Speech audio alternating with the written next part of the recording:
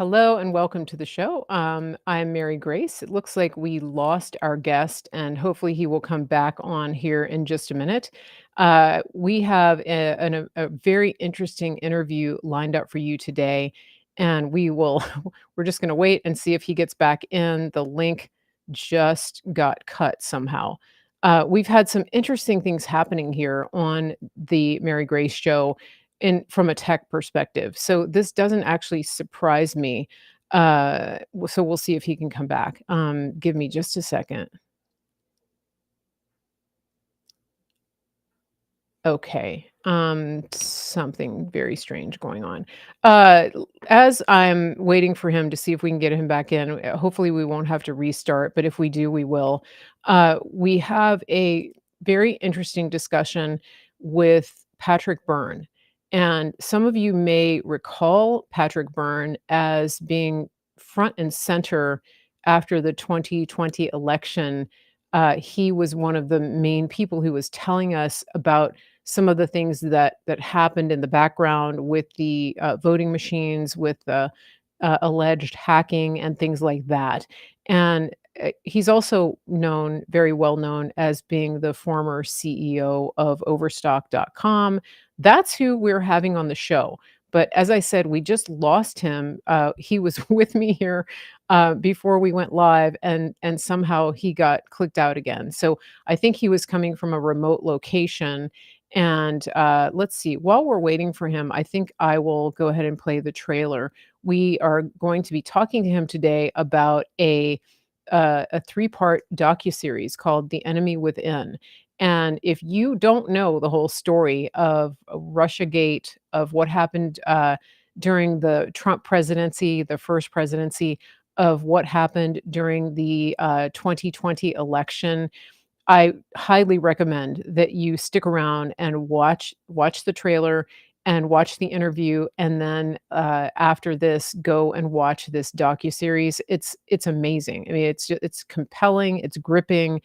You won't be able to stop. It's in three parts, but I recommend that you set aside time to watch the whole thing because it's one of those things where you start the series and you just can't stop. That's how good it is. And if it weren't true, I would how do I say this? I'm it makes me sad because it's all true, but it's one of the best stories I've ever heard, if that makes sense. I just wish that it weren't true. That's all. So let me play the trailer for you and see if we can get him back on here. Okay. Enemy Within trailer. Byrne. Patrick Byrne. Patrick Byrne. Patrick Byrne. Patrick Byrne. Pretty remarkable guy. Very dynamic. But a couple decades later, everything shifted. My name is Patrick Byrne. I've been labeled domestic extremist threat #1. I was deeply involved in the Russia investigation and in the Clinton investigation. I think it's about time I come clean. Anyone who's known him long enough knows that he operates in a different world. Freedom Fest is a libertarian conference that occurs in Las Vegas, and in 2015, I was invited to be the opening keynote. After my talk, there was a line of people waiting for my autograph and to talk with me for a minute and such. Hello, my name is Maria Butina. Maria Butina. Maria Butina. Maria Butina. Maria Butina. Maria Butina. Yes, that Maria Butina. So I picked Maria up from New York in a helicopter. She had told me that growing up in Russia in the 1990s, she had always seen America as this beacon of freedom, and she had wanted to experience the grandness of America, which is ironic because they were using Maria to smudge up the Republican Party, and they were using me to use Maria to smudge up the Republican Party. Because I was starting to realize I was being used in some kind of domestic political espionage. There are 30, 40 people following everything that you've been working on.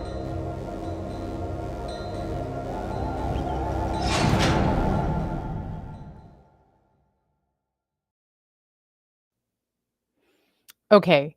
I hope that you are intrigued. Like I said, it's gripping.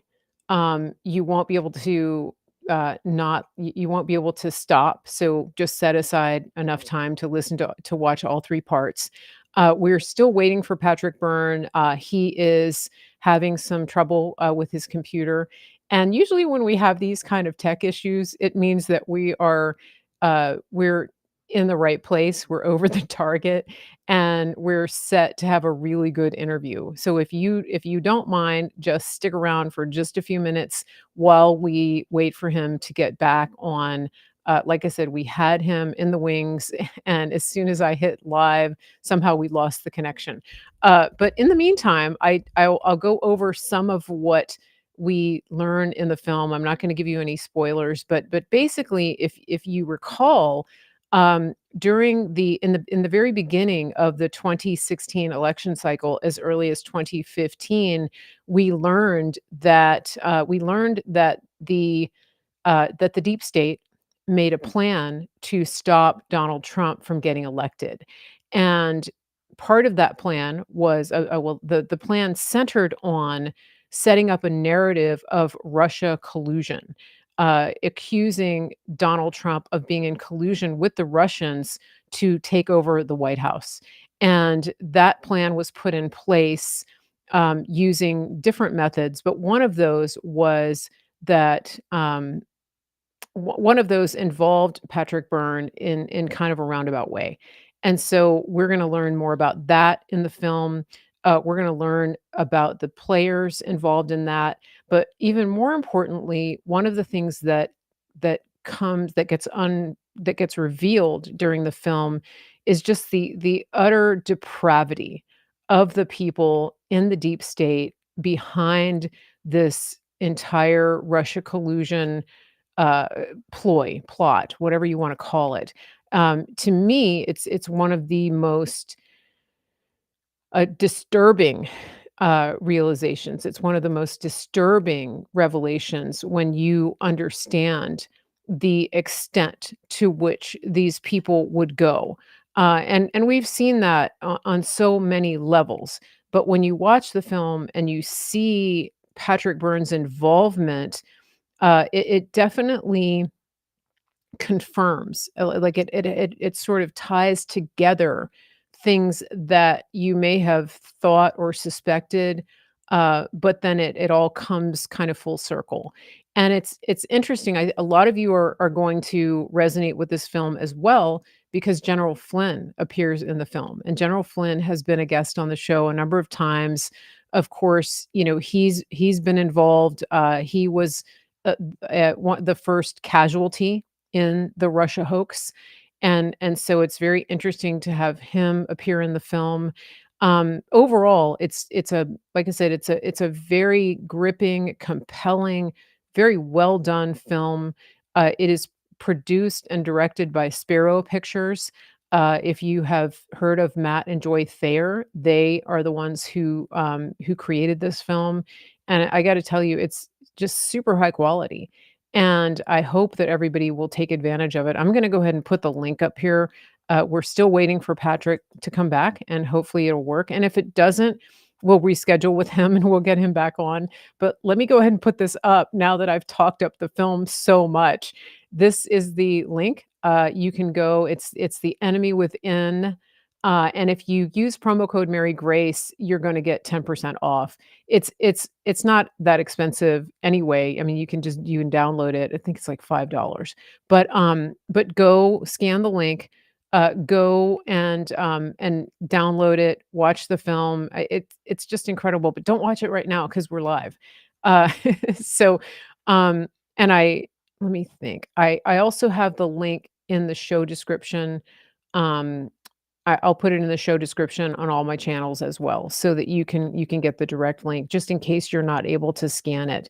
But it's fantastic, and it's definitely a film that you're going to want to watch, not just on your phone. You're going to want to cast it up to your TV and really get the whole cinematic effect, because it really is like it kind of reminds me of the Bourne series, something like that, except it's real life. This is real life. This is really what happened to President Trump. It's what happened in 2016. It's what happened with Obama, Hillary, but more importantly, the deep state. This is the established political class that had and still has invested everything into preventing we the people from having power in this country. And of course, we know now that that was the biggest reason for going after Trump the way they did, and for continuing to do that, to do everything possible to prevent President Trump from taking office the first time. And we know that they're not done now at this juncture trying to prevent him from taking office, even though he won rightfully in this 2024 election. So it's a very interesting um, an interesting series. It's definitely going to help you tie some loose ends together of things that you may have heard about. It's going to refresh your memory. It's going to pique your memory about things that you may have forgotten about over the last 4 years, because so many things have happened since then. And we've been living under the treachery of the Biden administration. This is definitely going to open your eyes in a new way. And you're going to be mad because there's a lot to be angry about. And it's also going to give you additional prayer points because you're going to see a little bit deeper into the dark underbelly of the deep state and into the thought process and the way that they operate and the way that the intelligence communities operate and what motivates and drives them. So those are my takeaways. Let me just check my notes here and see uh, if we can get him back. It looks like we might have to reschedule. So I apologize, but these things happen sometimes. Uh,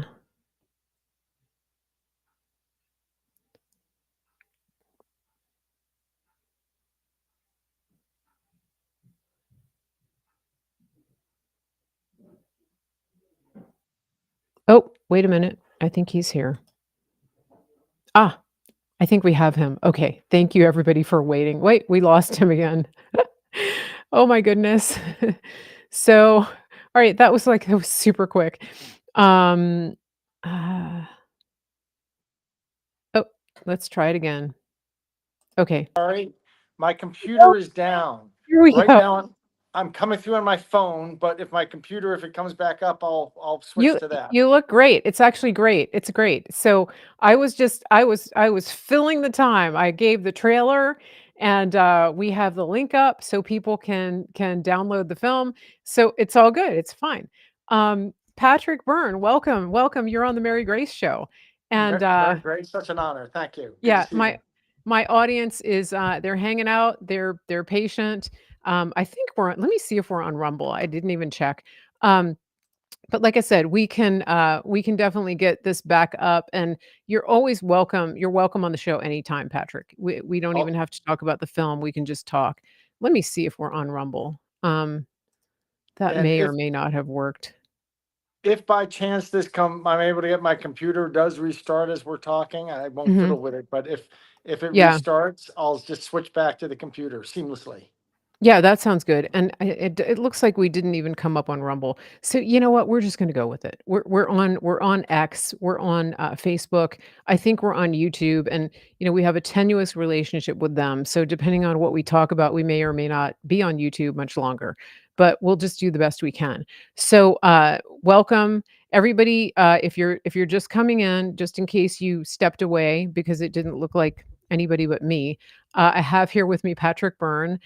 He's probably best known to a lot of you as the former owner and CEO of Overstock.com, but that there's way more. there's way more going on with Patrick than being an entrepreneur and a CEO. And I definitely recommend that you watch this film because it gives you a lot of the backstory as well. So, Patrick, I know that you have a limited time today. I've introduced the film. I have given a little bit of the talking points, but um, can you give us sort of like let's just do like the top 3 takeaways that you want people to have from this film. And again, I do want to have you back on when we're going to have more time because we could really go in depth on this. But let's just get some highlights here. Well, so the hurdle to get people over to understand, first of all, and I feel like I'm ripping my guts out to say this because I thought this would never come out till 50 years after I was dead, but I've had a lifelong relationship with Uncle Sam. I'm not a spy. I'm not part of the CIA, but I've had this odd relationship. I was an academic. Anyway, so in that context, I got used to do different things all my life, and usually for causes that had to do with peace, and occasionally with things having to do with fighting crime. In that context, I got pulled into the Russian collusion origins, which was a complete hoax. The party line is that it started in July of 2016. That's a flat lie. It all started July of 2015. It was all set up. It was all manufactured, and I was part of manufacturing it. I didn't know what I was doing. I was taking orders from them and thinking I was helping them, but it became painfully aware to me by, say, Christmas of 2015 that they were constructing a scandal on the Republicans. And it really wasn't even about Donald Trump. It was Trump, Rubio, Cruz, or whoever came to prominence in the Mhm. Republican Party was going to be hit with a Russian scandal. Okay. Secondly, they had me bribe Hillary Clinton for what they told me was law enforcement reasons. They were going to prosecute her, and I happened to have, was not a Hillary hater. In fact, if you look in the records, I was actually her biggest donor in Utah in 2004. Now, that's a bit misleading to say. It happened because some Democrats came to me and actually wanted me to run for Congress, and I Okay. said no. I said no. I've never revealed this before, by the way. But the Democratic Party came and asked me to run for Congress, and I said no. But to be a nice guy, they said, look, the Iowa caucus is coming up. I said, I'll get you a private jet and I'll fly you there and back. So I sent the poobahs of the Democratic Party to Iowa and back. That $25,000 turned out to have to be reported, and we ended up making it. It Mm. was officially a donation to Hillary Clinton. So technically, I Okay. was the biggest, but it didn't really come from. In kind. It was like an in kind donation. Right. And it Yeah. wasn't like and I wasn't a Hillary fan, but I was Mhm. okay with Bill. I'm Mhm. a Mhm. libertarian Republican. But so my point was, I'm not a Hillary hater or something. I wasn't. Mhm. But at the request of the FBI and what I was told Barack Obama, I set her up for an $18 million bribe, which she took on January 14th, 2016. And my assignment was to get a certain bag man from Azerbaijan in a room with Hillary Clinton for 10 minutes. I was given the assignment around Thanksgiving 2015, and it happened on January 14th, 2016. And I can go into the details of how it happened. But after it happened, I was told I had to forget it. And I didn't like Right. that. I thought about it. And I went back and asked why. And eventually I was told by 2 FBI agents and another man who was the go-between between Comey and CIA Director Brennan. Now, normally I have nothing to do with the CIA, and it's kind of my red Mhm. line. But this guy showed up and he was involved representing Director Brennan. And what I was told was, this is early February 2016. I was told, Patrick, you need to understand that at this point, President Obama has his people. And this is like the key minute. Yeah. If your viewers listen to this, you will understand the last decade. At this point, Patrick, President Obama has his people across the federal bureaucracy, but especially the DOJ. Mhm. Hillary is going to be president, and nothing's going to change that. But think of her while she's president. Think of her as being a Bunsen burner within the DOJ. And the information about the bribe will sit on that Bunsen burner. And the hand on the Bunsen burner will be one of Barack Obama's people. If Hillary's a good girl, that flame stays low. If she's a bad girl and thinks for herself, the flame gets turned up. That way, Barack Obama is going to manage Hillary Clinton for 8 years. Then she steps down and Michelle's going to run. And Patrick, that's the plan. The plan turned out to be called Operation Snow Globe. Brennan, Comey, and Obama wanted Hillary in a snow globe, like the Mhm. Christmas globe. and that they could shake up and own the 8 years she was president. Right. My bribe was just bait to lure her to step into the snow globe. Okay. Okay. And Yeah. then go ahead. And That that, well, that and was- then and then Trump won, right? I mean, but and it all became this fake Russian story. They took yes. that off the back burner and made that the front burner. Okay. Okay. So that was not really the initial plan, because they thought they had planned for Hillary to win, right? They never thought she would lose. Yes. Now, Right. something that came out in the film that was interesting is that you said that Obama wanted the way that they had it set up was for Obama to be 24 years in power, really. And I've always heard of the 16-year plan to destroy America. Have you seen that? There's an infographic here. I'm going to put it up here because this is kind of what we've kind of been told that the plan was. So 8 years of Obama, 8 years of Hillary Clinton, and of course Trump came right there and interrupted it. But you can see so many of the things that are on this flowchart. Cut military funding, open the borders, close U.S. military bases, like boom, boom, boom, boom, boom, really to destabilize the United States. Of course, Trump interrupted that, but according to your sources, it was beyond that. It actually was Obama, Hillary, then Michelle, and that would have given us 24 years of Obama. And obviously, it was interrupted. Rudely interrupted by Trump because they thought that he was a buffoon and that he wouldn't actually pull it off. So they didn't take him seriously. They didn't take us seriously, the deplorables. And instead we got Biden, and we can tell that they accelerated. They did everything possible to accelerate the destruction of America during that time. I want to ask you though, with Trump coming back in power, and winning this election, there's like an eerie kind of silence right now that it's almost like they conceded too easily. Do you feel that? Okay. Very much. Very much.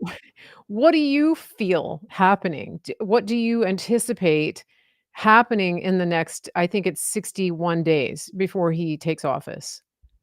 Well, they've waited 100 years. This is a Bolshevik revolution. They've waited 100 years for this. It's hard to imagine they're going to give it up so easily, quietly, without a fight. I worry about something dramatic happening in the next 2 weeks. It could be that they're starting World War III over in Ukraine deliberately. Yeah. This is the craziest war in my lifetime that doesn't need to be fought at all. I was raised in geopolitics by some real hardline guys, a guy named Jack Vesey, who was the chairman of the Joint Chiefs under Reagan. So no one could accuse him of being a softie. He was a hawk's hawk. And yet he and George Shultz and Henry Kissinger were together, and I had a chance to be there in early 2015. And they all agreed it was nuts for us to be trying to pull Ukraine into NATO. That it was super provocative. If Ukraine joins NATO, then America is putting tanks 250 miles from Moscow. Well, Right. Moscow's been invaded in the last 200 years. It's been invaded 4 or 5 times. It's super provocative for us to be pulling Ukraine into NATO. But for some weird reason,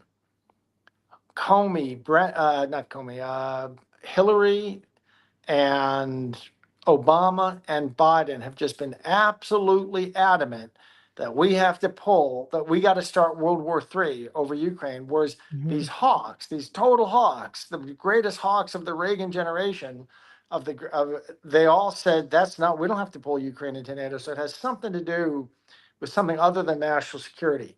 And so this war is totally, we could have just promised we won't take Ukraine into NATO for 20 years. And that's all it would have taken. That's all it would have taken. Putin offered that deal beforehand. After the war started, within 2 weeks or 3 weeks, he and Zelensky had initial deal to say, you know what, we'll stop this war. It was us and Boris Johnson from the UK. We insisted to Zelensky and bribed him and paid him off so he would continue this war. So there's some reason that we have to have this war that no one can really articulate. I'm on the Council on Foreign Relations. And I haven't had anything to do with them for 15 years, but still read the stuff. There's no, this did not come out of any organic thinking about our Right. Right. planning. This was top down, and somebody up there has a real reason. We just have to start World War III over Ukraine. Mhm. So these reckless things we're doing with missiles now, and Yeah. now Yeah. they've started firing. And Putin said this is for us to give long range missiles to Ukraine and permission to fire them into Moscow, into Russia. That's an act of war we're committing against. And for what? We've destroyed this country. We've destroyed a generation. Yeah. And there was such a perfectly reasonable alternative. Today, there's a perfectly reasonable alternative. Perfectly reasonable. Is it Zelensky's destroyed his country. We've Mhm. destroyed it. And they just cannot accept the alternative. They want to start World War III in the next 61 days. Well, just prior to this announcement about Biden, authorizing the missile launches, I don't think it was Biden. I mean, let's be real. That's Obama. They're blaming it on Biden. I mean, the New York Times is blaming it on Biden. But, you've got Anthony Blinken coming out and saying we're gonna send every available penny to Ukraine.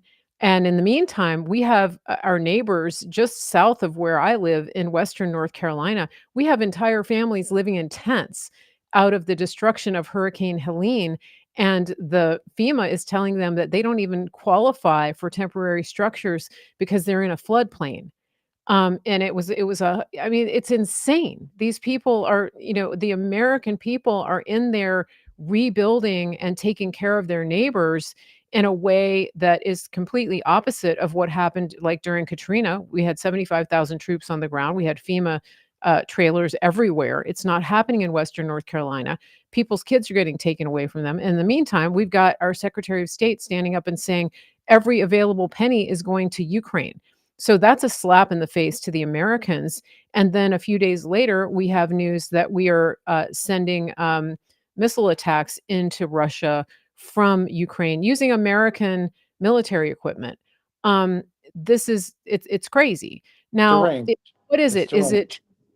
it yeah, and is it the biolabs? Is it the money laundering? I mean, I would love to talk to Rudy Giuliani about this because he knows a lot about Ukraine. He's been there and he has So high. right? Yeah. Okay, I can so tell you some things. okay. Yeah. I was in Ukraine 6 years ago, Okay. and doing business for Overstock. I was trying. I think I'm back up on my computer. Oh, Stand interesting. by. Okay. Ah, okay, we're back up on my computer. I'm going to turn this off. Right, we're Pardon me. having everybody close your eyes, don't get dizzy. Oh, we lost him again. I had a feeling that would happen. So this is a very interesting interview that we have going on with Patrick Byrne. Stick around. He is in a remote location, and I think some of the issues that are happening are to do with that. But we will just keep going because this is a fascinating discussion. And we're talking about The Enemy Within. This is a docuseries that has recently come out, and I will be sharing the links with you. But while we're waiting for him to come back, let's put the link up again. You can get 10% off of this with promo code Mary Grace if you jump on that link and purchase the download. And then once you have it, you can watch it over and over. Here we go. So we're back. Patrick, I think it was working better on your phone. Um, Oh, yeah, really? yeah, yeah. So, if we lose you again, just come back on your phone. Okay. Let me hide the link here. But yeah. So we're talking about Ukraine, and so everything that we're talking about here is related. So, if for those of you who are thinking, you mentioned the movie, the docuseries. Now you're talking about Ukraine. It's all related. So stick with Oh, yeah. us. Don't leave. Definitely watch the film, but let's just take advantage of having Patrick here now because we do want insight into what is happening. It's not just the Democrats that are pushing us into war. There's plenty of Republicans who have voted repeatedly to fund Ukraine. And one of the central tenets of the film is the betrayal from within our own party. That's why it's called The Enemy Within.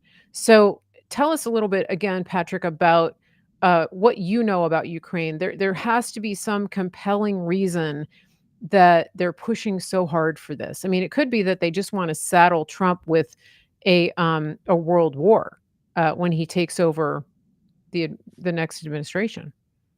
They may want to collapse everything before then. They just may want to collapse it and use war powers that just can't, the president just declares this, and it declares a dictatorship. They think they can do. There's a bunch of Philadelphia lawyers who think that they can. Tell you though, the government's not on their side. I have lots of communication with the government at this point. Many pieces of the government, and other than the eggheads at the top, the government's not going to stand for it. The DHS, the military, even the people in the FBI who are not the complete traitors at the top are not going to stand for it. But I can tell you the DHS isn't going to stand for it. And I'm not Mayorkas, of course, he's part of it. But I mean, beneath that said, the level of colonel and down within the military and the DHS, their equivalent, they've had enough. Okay. I can tell you, I was in Ukraine 6 years ago, and I was doing some business, and I discovered that the people I was doing business with were mafia. But it turns out that they said, look, there's 3 mafias in Ukraine. And I learned how they all work and such. And they said there's a group that's pro-Russia, there's a group that's pro-NATO, and then there's a group that's just pro-Ukraine and wants a neutral, independent Ukraine. We're the mafia that were associated with these independent, neutral Ukraine. And they actually wanted to give me a letter to bring to President Trump. And part of, that's how they set people up. And so I said, no, I can't take a letter. I can't take a letter, anything like that. And they really, one of the regrets of my life is I didn't just say, hey, meet me in Paris. See, meet me in Paris with your letter in a week, and I'll take it, and I'll know someone who gives it to Trump. And I didn't. Anyway, I said, why can't you just take this letter, just write your letter and take it to our embassy? They said, oh, no, Mr. Byrne, your embassy is in bed with our rival mafia,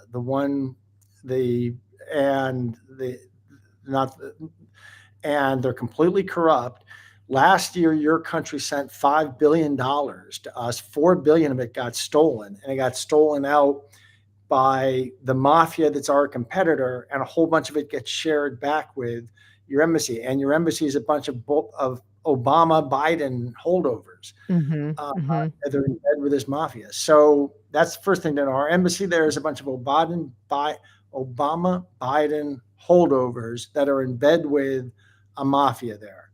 And also, I'll tell you, I've had contact with a whistleblower over the last 18 months. I haven't gotten the proof of this, but I've had contact with a whistleblower who's told me that from the beginning of the war, 90% of what we were sending was getting stolen. Because of all the eyes on it, it's down to 60%. But that money, all those $250 billion or whatever we've sent, most of that's getting stolen, and it's feeding a lot of mouths. And don't be surprised if a bunch of those mouths aren't named Lindsey Graham and Chuck Schumer. And, I mean, our own politicians are probably getting. This is what we've suspected: that it's a big money laundering operation. I mean, when Blinken came out and said all these dollars were going, it's just obvious. Okay, we're going to launder as much cash as possible between now and January 20th back into the pockets of Raytheon, BlackRock, but really the individuals as well, right? And they get kickbacks, right? They're on committees, they get kickbacks. I mean, they have creative ways. There's a saying among those who fight corruption that funds, F-U-N-D-S, funds are fungible. Funds are fungible. Meaning, so when all this money goes over there, that money gets turned into, when we send airplanes of arms over, you go back a year, there was a plane that left Ukraine on its way to Egypt, I think, and it crash landed in Greece, a cargo plane, and the Greeks went through it, and it was filled with the most advanced weapons. So we're sending $1 billion of weapons that's actually getting loaded onto a different plane to fly to Egypt, where it's being sold in the black market. So funds are fungible. No matter how we send the value over, it can be fungible, means it can be turned into different forms and move around and stuff. So the funds are fungible. So if we're sending $250 billion, something like 150 to 200 billion of that has been stolen. Now I have a whistleblower but I can't say who, but who has the proof. He says somebody from Eastern Europe. I'm not going to say where in Eastern Europe, but I don't have the proof, and I haven't. Anyway, I've come very close to getting it, the paperwork. So that's one thing that's going on. But another way to understand this is the Bolshevik Revolution. The Bolshevik Revolution in Russia. It turns out that, I used to always understand the Russian Revolution in terms of economic theories. And some people think the best way to organize production is this, and some people think it's that. That's all the ideological smokescreen. At the end of the day, there were a bunch of people who hated the Russians, the Christian Russians, and they took over. And I always wonder, how could you exterminate 50 million of your own people? Well, they didn't really view them that way. And they just when they exterminated 30 million in just gulags and stuff like that, and 20 million they starved to death. They exterminated 50 million basically white Christians because they hated the Christians. They hated their own country. And I think that we have a bunch of Bolsheviks. This is the overthrow of the American Republic, and they hate us. They hate our country. And I don't think they care at all what happens. They want to see it collapse. They seem to have been doing everything they can to collapse our country. And maybe they want to see if they can pull the last leg out from under the table before January 20th comes, or they do want to set things up for Trump in as difficult a way as they can. It wouldn't surprise me from what we've seen from the Democrat Party and their enablers, many of whom are Republicans, rhinos, it's a death cult. And what you're saying and what you're explaining about the Bolshevik Revolution really makes sense. And that's something that I have kind of had an inkling about all along. What happened to the Tsar, to the not just the ruling class of Russia. I mean, there weren't 50 million people in the higher elite echelons of Russia. It was Orthodox Christians, right? What we know of as Orthodox Christians today. And it's very similar. There's a lot of parallels to what's happening, the anti-white nationalist movement, the anti-Christian movement that's happening in this country. It makes sense. I mean, I just had a kind of an aha moment when you said that, because I've had that in the back of my mind when I think about the Bolshevik Revolution. There was more to it than what we've been presented from an economic standpoint. I mean, not unlike the French Revolution, right? But I mean, we could kind of go down that rabbit trail, but let's come back because I want to talk about the Senate.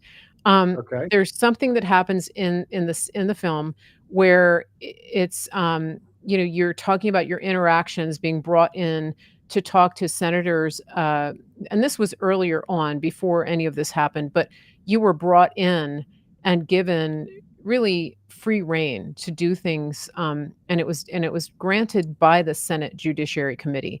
And I think that going into this next government, I think it's important for people to understand the power of the Senate, because I don't think people get the extent to which being on a committee, the Senate Judiciary Committee, the importance of that. And if they do, I think it will help them to understand what's going on in Pennsylvania, in Arizona, in Wisconsin, with the Democrats doing everything they can to retain control of the Senate. Can you talk a little bit about that? Yes, the Senate Judiciary Committee, it was explained to me, is the last bulwark protecting the Constitution, because Patrick, we have the authority to investigate corruption. Yeah. And that authority cuts across every power within government. Our power transcends, was the word they used, every power within government. Amazing. We investigate corruption. And if we think something's corrupt, we look into it, and no one gets to tell us. It doesn't, if we think the nuclear arms production is corrupt, we look into it, and no one tells the Senate Judiciary Committee, oh, you don't have the right clearance. We get to look into anything we want. So we're the last guarantors of the Constitution. And they did. Now, they put me to work. This is where I get so squeamish. explaining that I had all these relationships across government, and I had for many, many years, most of my life, since really I was a student in China, or shortly thereafter. And then, so I was not a spy, but I had a lot of relationships. I got crosswise with Wall Street in 04, 05. And the Senate Judiciary Committee, and in the course of fighting that, I had a whole bunch of evidence of corruption on Wall Street. And I did what I thought any normal American would do. You take it to the SEC, you take it to the DOJ, you take it to the Senate Banking Committee or the House Financial Services. I thought life, as I think I said in that book, I thought life worked like the Pelican Brief, that Julia Roberts figures out the evil corporation scheme. She writes up a term paper, submits it. Oh my gosh, the Washington Post swoops in and the DOJ swoops in. Life doesn't work like that. The corruption is feeding a lot of mouths.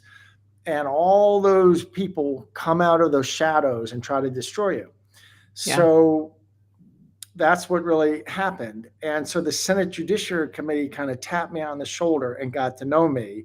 And they had me, the only time I've been a spy is when I was a spy for them against the US government. They had me moving around within the government and reporting back to them on where I thought the corruption was and who was doing what, and blocking things and such.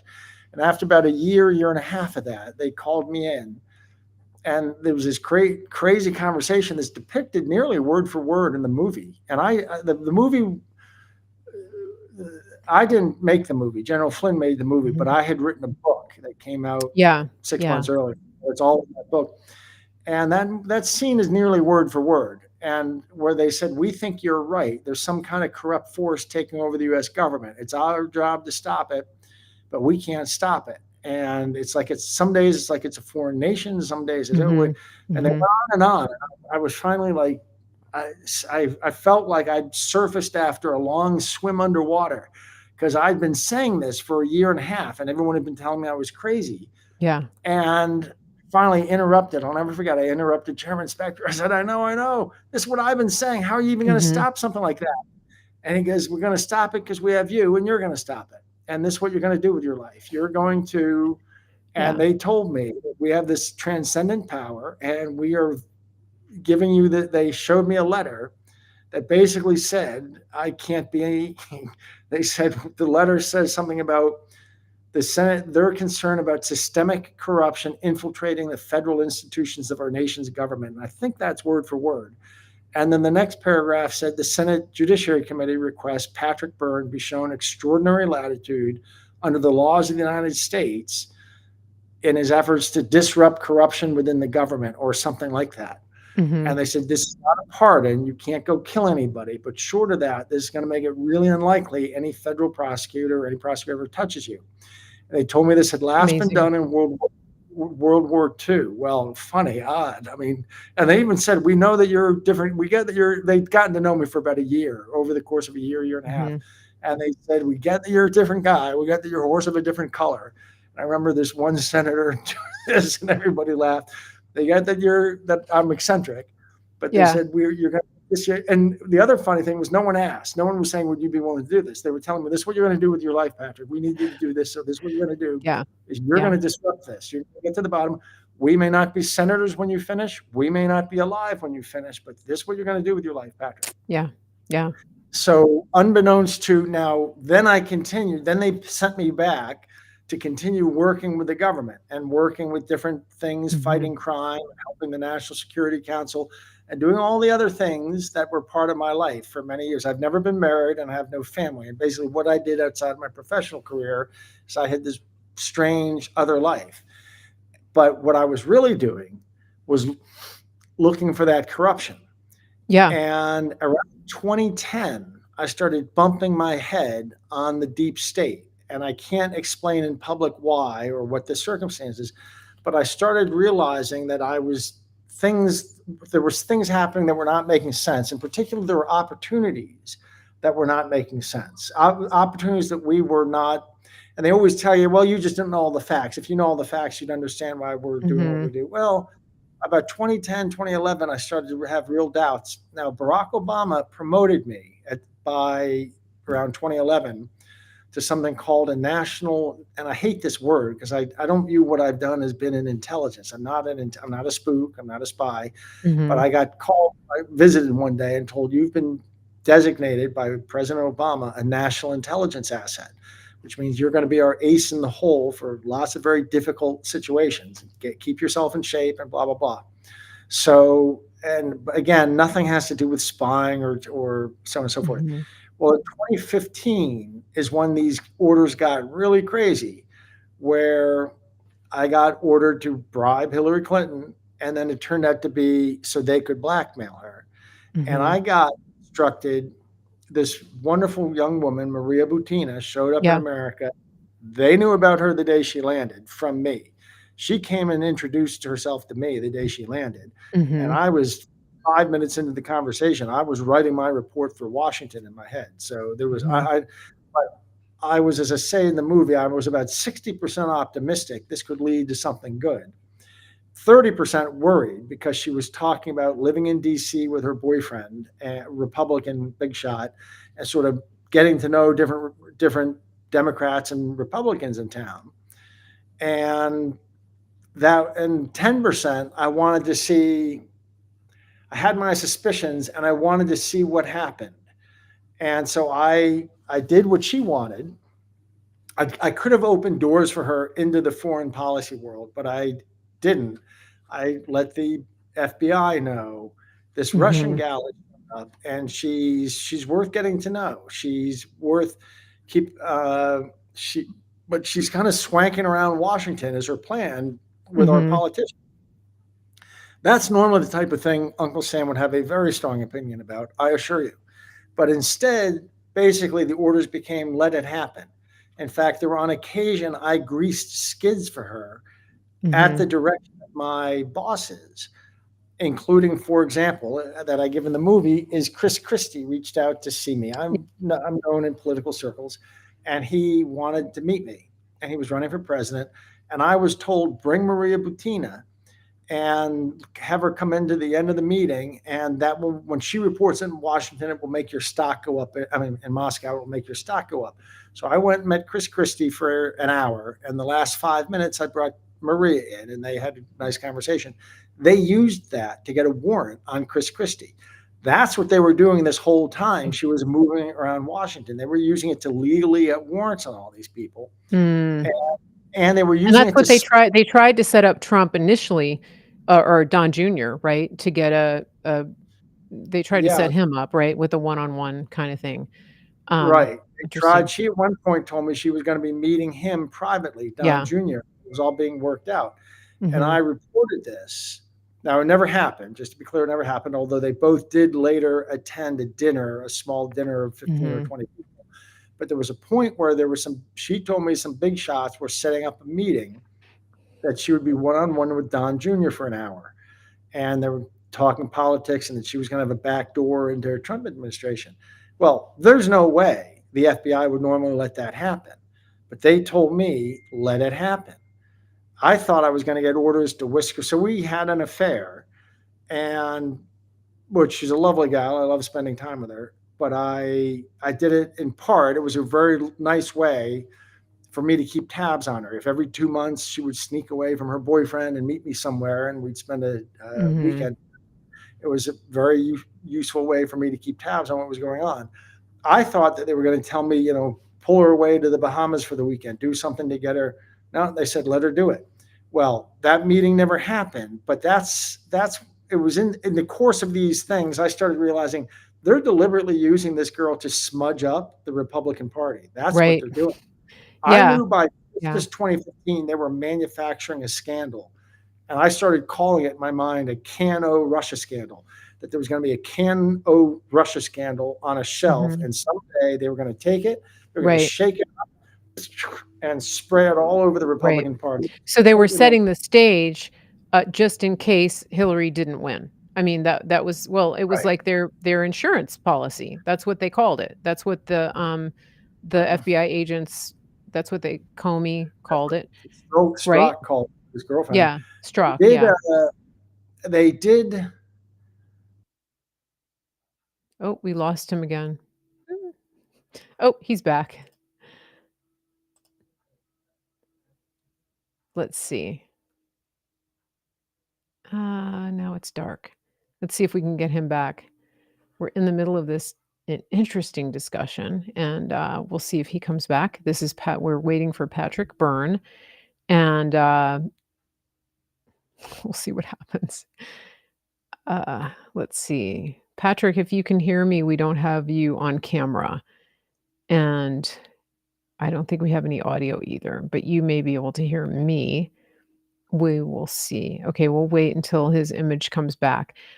So for those of you who are just coming in, if you're not familiar, we're talking to Patrick Byrne. He is the subject of this film, The Enemy Within. This is an in-depth look into the Russia hoax, as well as what happened in the 2020 election. Here he is. He's back. Okay, so there we go. And if you scan the QR code, you get the film, you get a 10% off with promo code Mary Grace. But let's get back to the conversation. Patrick, I want to come back to the Senate quickly because one of the things, we know that they're trying to hold on to the Senate. We're seeing some real jackassery happening up in Pennsylvania. I mean, to the point where people are defying Supreme Court rulings to count illegal ballots. I mean, it's insane. But the Senate Judiciary Committee, I believe that they're going to be at the center of turning things around for our country in protecting the Constitution. Oh, we're losing him again. Let's see if he can come back. Okay, I'm sorry. Is this? Can you We hear got me? audio. We've I'm got here. audio. I'm trying to figure Okay. this out. That's okay. Sorry about the jackassery here. You might Let me- have you might have to touch the There audio you go. There it is. icon on your screen. There we are. Yeah. Okay, now you're sideways. So I don't know if you heard what I was saying about Senate did. Judiciary. Yes. Okay, we've got It's important to keep the Senate Yeah. Judiciary because it's important to keep the Senate Judiciary. But just remember, no matter what they do, Trump can very quickly, after he's in power, they can order, frankly, what I wish he had done in December 2020. They can go back and look at these records and they're going to find fraud super quickly and Right, everything's going right. to be. This is- I even think SCOTUS has had enough. SCOTUS is ready to Okay. do something muscular. And that's interesting because, in all of the cases that were attempted to be brought before SCOTUS, they said that they don't have standing, they don't want to weigh in on an election.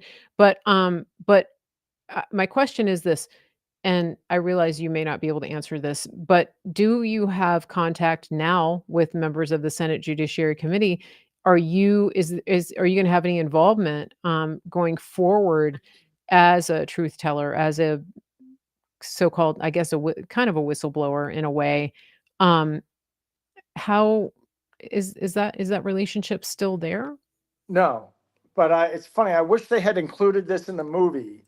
The guys who made the movie wrote the Senate Judiciary Committee and got a written response that said the senators will not confirm if there is or is not a letter, if there is or was or was not a meeting, and if there was a meeting, whether they were in the meeting or not in the meeting, they will not confirm. However, somebody I know privately met with Chuck Grassley a year ago Okay. and said, "Is this crazy story Patrick Byrne tells true?" And he says Chuck Grassley laughed and said, "Yes, we know Patrick Byrne. Yes, there is a letter. Yes, we're keeping the letter. It's all true." And it's already been confirmed. Some people who worked in the staffers Yeah. have already confirmed. They do say this in the movie. They reached 2 staffers who confirmed, yes, there's a very strange letter in the file of the Senate Judiciary Committee from 2006. So I won't be there. If anything, I'll be there as a witness. Okay. I'll save everybody the DOJ time. I've committed And do you 50,000 think years of felonies. so in the do you process of think getting do stuff you up. think that we're going to see justice for 2020? Do you think that that's going to come in this next administration? Obviously, Trump is in the mood to clean house and to restore rule of law to this country. So many people, including the J6ers, have been egregiously wronged. Do you see that come? Do you see a restoration? Do you see any of these people facing justice for what they did? Well, I hope to God, yes. It would take President Trump about 8 minutes. For example, in Georgia, there is a stack of 150,000 ballots from 2020 that are still existing, that are by segregated off by judges' orders. There's a dozen affidavits from different people from November 2020 who say those 150,000 mail-in ballots are all flat. They were never folded. The circles, the votes are all perfectly filled in like only a computer would Yep. do. Yep. And 93% of them are for Joe Biden. So if you do the math, that means 140, and there's a dozen affidavits from different people who saw this at the time. Yep. Yep. So he can send in DHS troops in 8 minutes to look at that. And if if they find, if that's actually what there is, that means 140,000 ballots were for, that means the ballots are fake. 140,000 were Biden, 10,000 for Trump. That's a split of 130,000. Georgia was only decided by, 10,000, 12,000 votes. There's 130,000 rigged right there. And that's just one of six different places that we can do this. So it'll take him 10 minutes if he wants to get to the bottom of 2020. We know, so he has to, well, I can't tell him what to do, but I would imagine he's going to do that. We can't let this slide. Right. If Right. only so we And can fix the system. I hope he practices forgiveness. I want us to show why we're such a unique country in that we get through this without bloodshed and nobody being hung from street lamps. I want to show the world what what Christian forgiveness is and all that stuff. But you have to get to the truth. You start by getting the truth and then you move forward from there. It'll take 10 minutes to get the truth. right. Georgia And doesn't. well, and we, it's not just Georgia, obviously. But and one of the states that really isn't even considered a battleground state, Colorado, we have seen a huge, massive destruction of justice and rule of law in that country. Tina Peters is serving prison time based on the actions of Jenna Griswold, the Secretary of State there, because she was a whistleblower and she uncovered um, the truth about what was happening with their elections, and it continues to happen. And now we know that Jenna Griswold released master passwords. You probably understand that better than I do. I mean, she should be in jail now, Jenna but all the wrong Griswold, people are in jail. Do you right, think all the anything wrong. is going to happen? Are the people like Tina Peters going to be pardoned? I mean, do you see justice coming for them? Well, first of all, the appeal on Tina Peters went in I think yesterday. yesterday, Okay, yeah. and now that appeal would normally take a year. Okay. It's possible for her to be released on bail pending the Pending repeal. appeal. Okay. If they have any, I mean, it's really going to be hard to maintain Christian forgiveness if at this point they Philadelphia law that they should let her out on appeal as this all gets worked through the system and decided. But she was one of the main things she was accused of is in a video she had revealed in a blurred fashion a password on the machine. Now the password on the machine was password 123.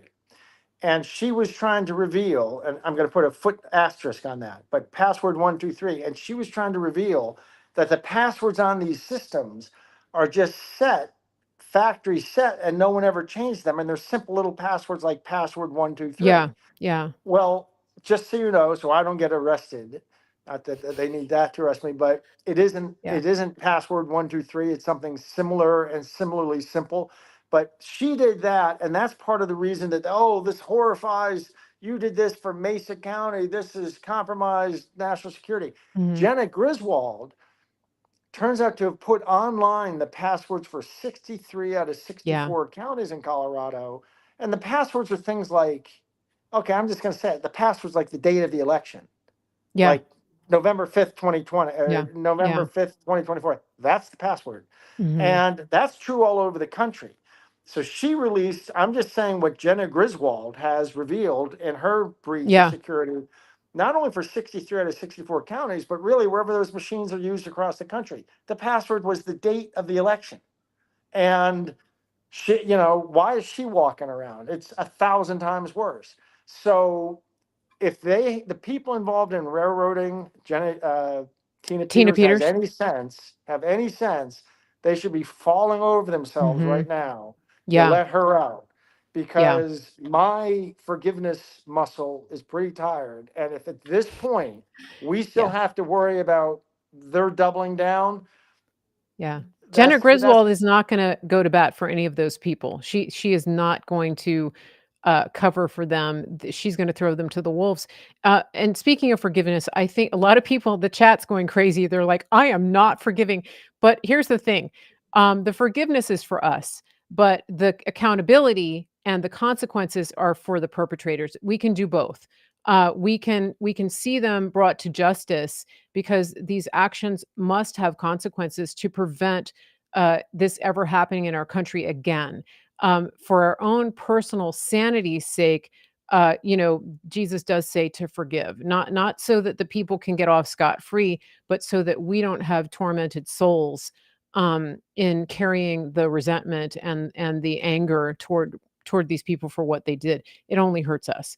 I just wanted to clarify that. I mean, I'm not putting words in your mouth, but I think that, from the chat, so many people are saying, oh, hell no, these people need to be accountable. I don't know if you can see the chat, but this is really striking a nerve with our listeners, because we've been waiting so long to see these people come to justice, not just because of the immediacy of getting the satisfaction, but really for the preservation of our country, to prevent this ever happening again. This is a 250 year event, right?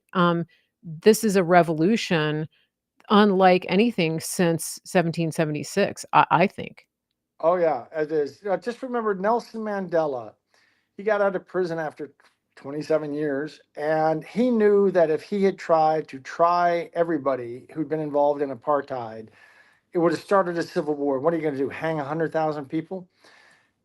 Right. So he created this process called Truth and Reconciliation, where he Yeah. said, everyone has got to get a period. I forget what it was, 60 days. You can come forward in these town Hmm. halls and you can say anything. You can say, I was a prisoner, I was a guard in that prison for 18 years. And while I was Hmm. there, I murdered 3 prisoners. I tortured people regularly.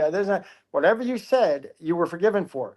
Now, if you left something out, and then later they found it, they could prosecute you. And given the fact that your other Interesting. guards were coming out and doing their thing, everyone had a real incentive to get the truth out. And in the space of, I think I should read up on it, but I think it was just 30 or 60 days, decades of this horrible history was put on the table, and they got Hmm. past it.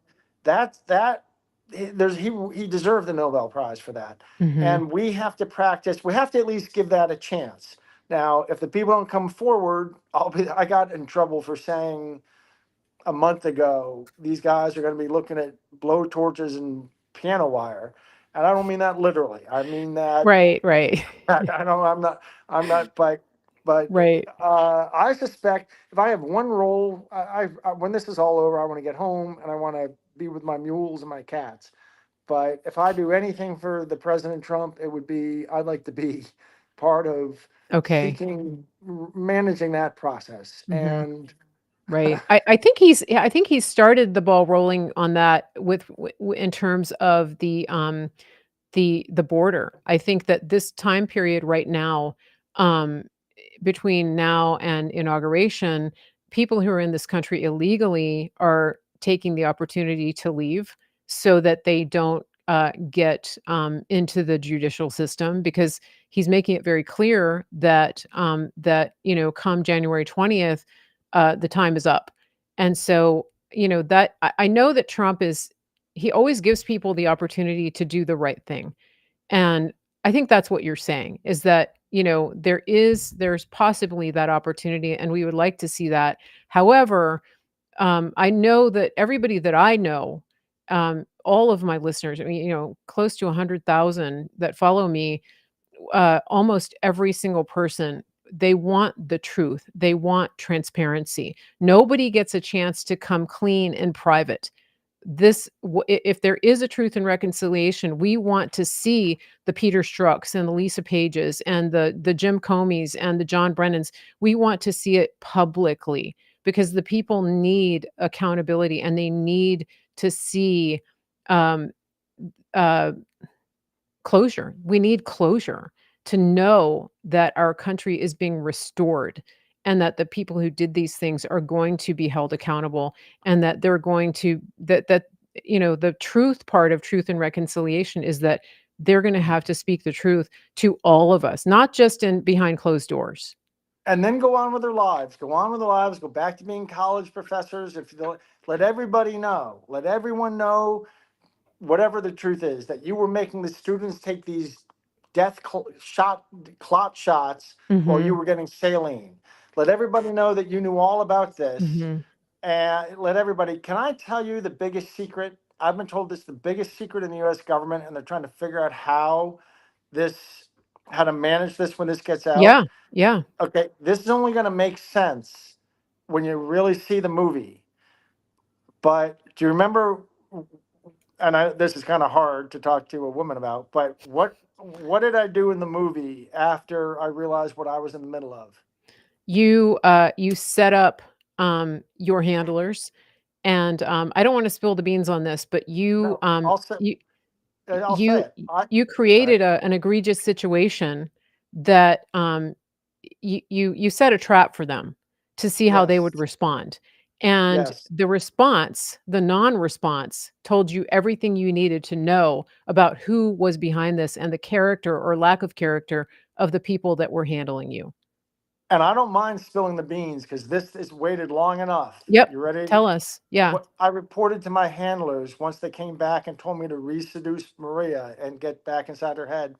I reported like slowly and piece by piece. It didn't come out and say that I had that she had visited and I had gotten her wasted. I had introduced her to drugs, and while she was kind of knocked out, I questioned her. I could find no discrepancy. Well, they were reporting directly to Comey and Brennan on video conference.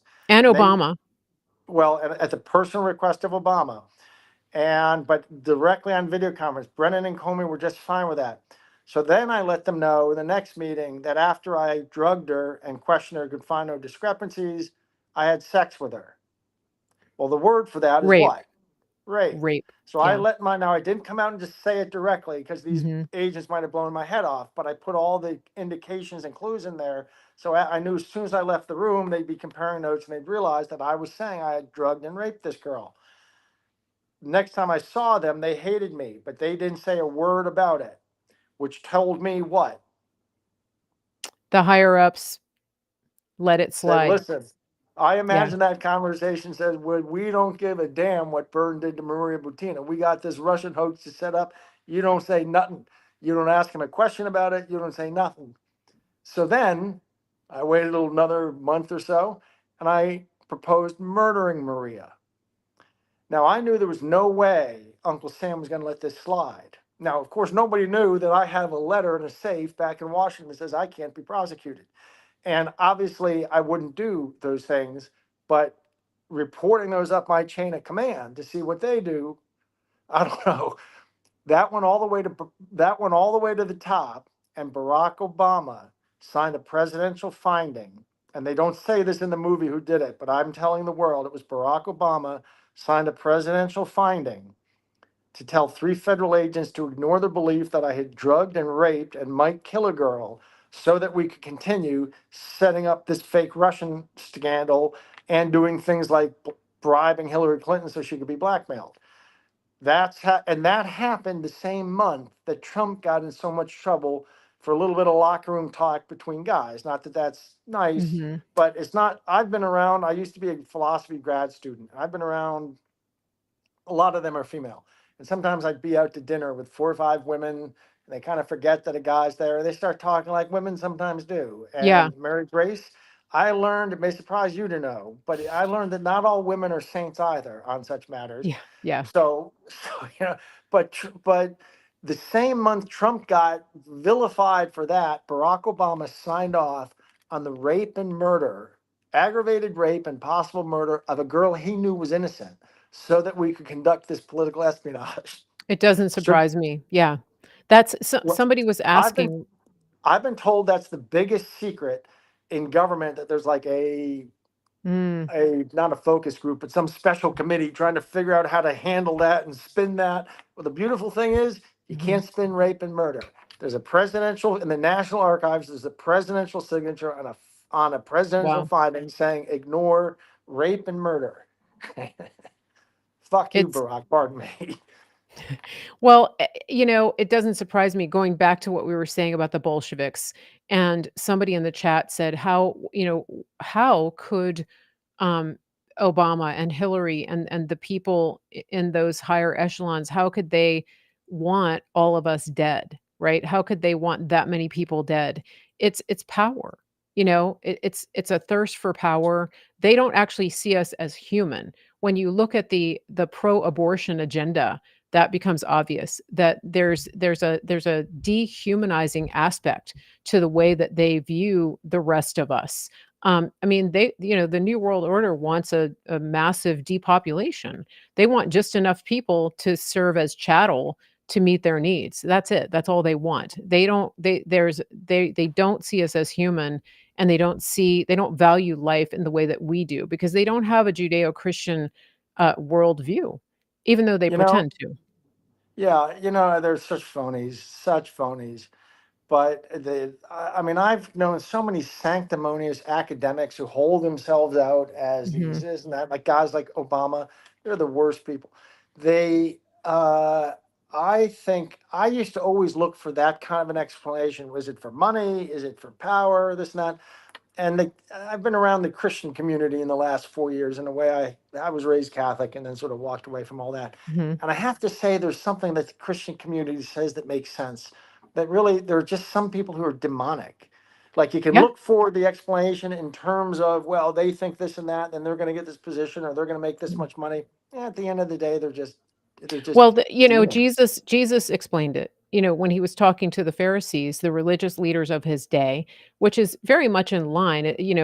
Today we have the political realm, but the religious realm, they operate in the same spirit. And religiously, we call that the Jezebel spirit. I've talked about that on the channel. But Jesus says to them, "You serve your father, the devil," and that's when they decided for sure to kill him, right? That was really the nail in the coffin, because he identified what you're saying, the demonic nature. It's a completely different realm. It's a spiritual battle. It's operating in the spiritual realm. But they serve two different masters. Jesus said it very easily. Nobody can serve two masters. And so when you see, we were talking about Obama before we came live. You said that he's looking angry, he's looking frustrated, he's looking defeated. That's, the angrier people are, and the more harm they cause, and the more damage they do, and the more death they inflict, the uglier they get. Because that's just, they look like their father, right? There's good and there's evil. That's my take on it. I mean, Warren Buffett says sometimes crooks just look like crooks. And Obama is starting to look like exactly who he is. yeah, yeah, Listen, exactly. I gotta pop, Mary Grace. I've kept Thank someone you. else waiting. I kept you waiting. I'd love to come on your show anytime. Patrick, you're welcome to come on the show. There's so much I want to talk about. I would love to have a show just to talk about Bitcoin, because we'd love to pick your brain about that. I will reach out and get you scheduled again. It's been a pleasure and honor. If you can jump on Twitter, I would love it if you would retweet the show. I did tag you there. So I'll do have so. have a wonderful day. Great to have you here. And everybody stick around. We'll have a final word before we go off of the show. This is the Mary Grace Show. We've had Patrick Byrne and the enemy within. He's not the enemy within, but he's exposed it. Great to have you here, Patrick. We will see you Thank back here soon. Thank Okay, that was fascinating. That was an amazing conversation.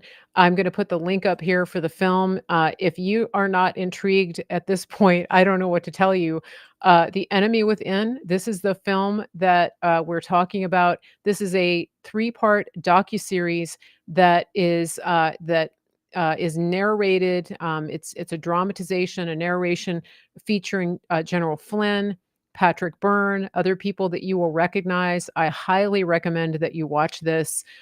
It's entertaining, but also infuriating because it outlines the truth of what was happening all the way from the inception of Russiagate all the way through the 2020 election. If you go to the website, and if you scan this code, go to get the film, use promo code Mary Grace, and you'll get 10% off of the download. And once you download it, you can watch it as many times as you want. It's a purchase, not a rental. So I do hope that everybody watches this, The Enemy Within.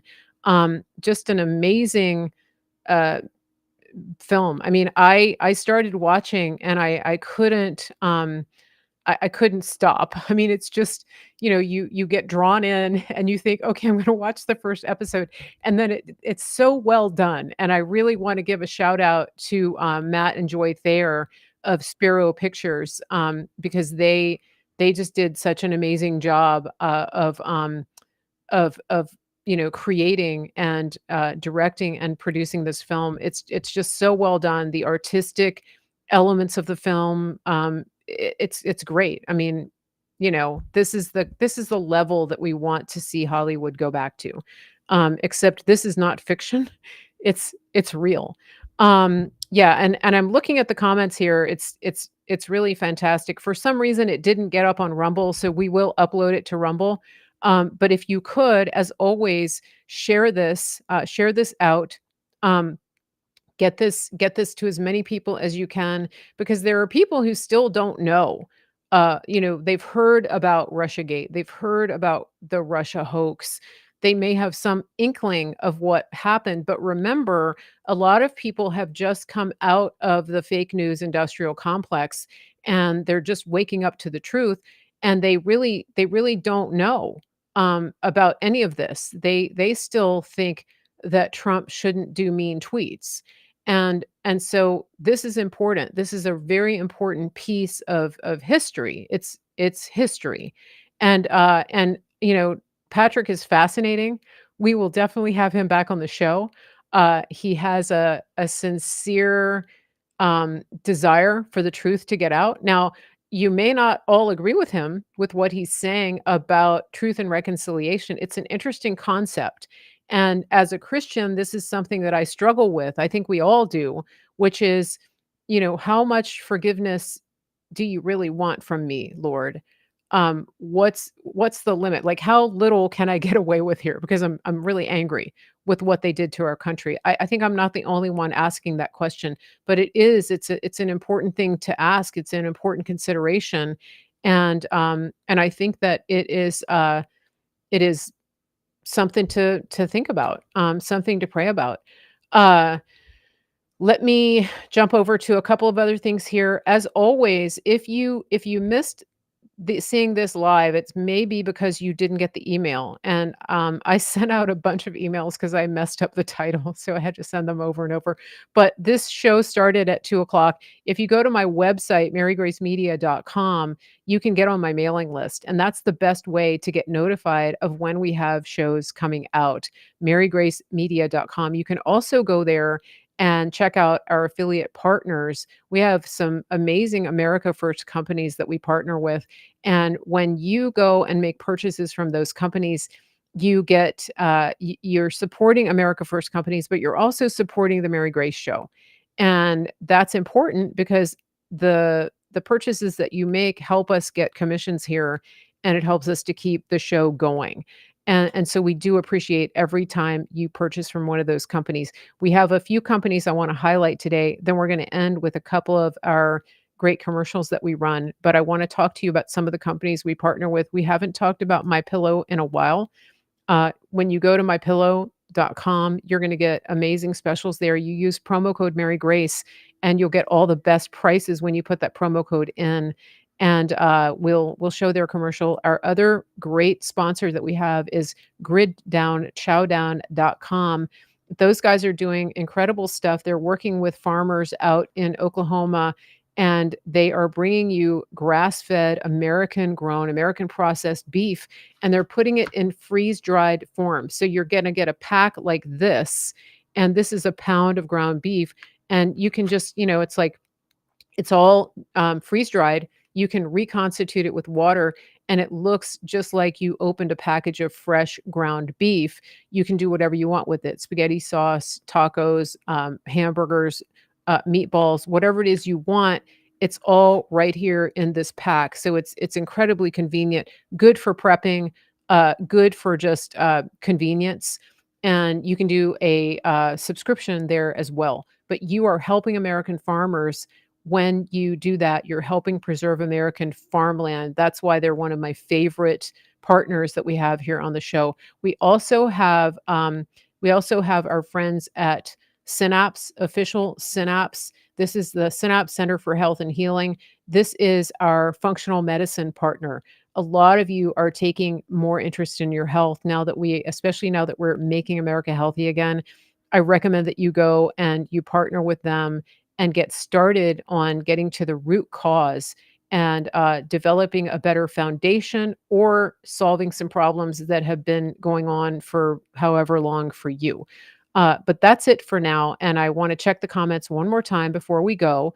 It looks like we did have people over on YouTube. So thank you for watching over there.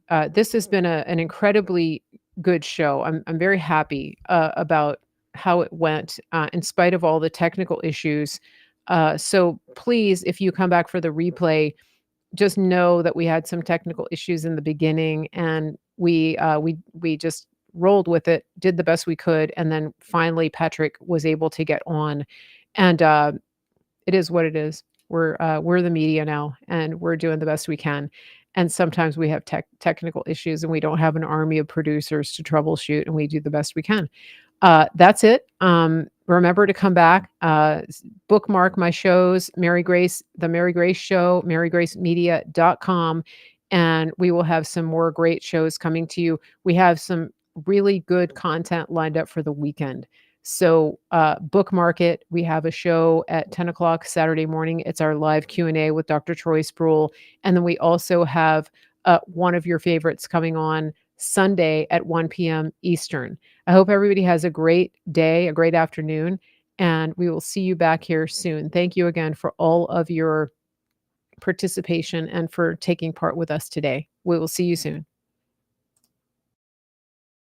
Our Christmas extravaganza is finally here.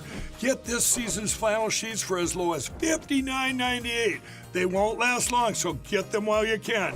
Our famous My Slippers, they haven't been on sale for over a year. Regularly $119.98, now only $59.98. Our 6-piece towel sets are back in stock with extremely limited quantities, only $29.98. With hundreds of MyPillow products, there's something for everyone on your Christmas list. Bathrobes, duvets, quilts, down comforters, and so much more. So go to MyPillow.com or call the number on your screen. Use your promo code to save on all MyPillow products. For example, flannel sheets for as low as $59.98, or our 6-piece towel sets, just $29.98. But that's not all. I'm extending our 60-day money-back guarantee until March 1st of 2025. Plus, all orders over $75 or more ship absolutely free. More now than ever on healthcare, and we're sicker than almost anybody in the world. We've put our trust in a system that's completely let us down. Dr. Troy Sproul and the team at Synapse Center for Health and Healing have changed all that. They are a functional medicine clinic, and they get to the root cause of what's made you sick in the first place. Once they do that, they give you solutions to help you get out of that.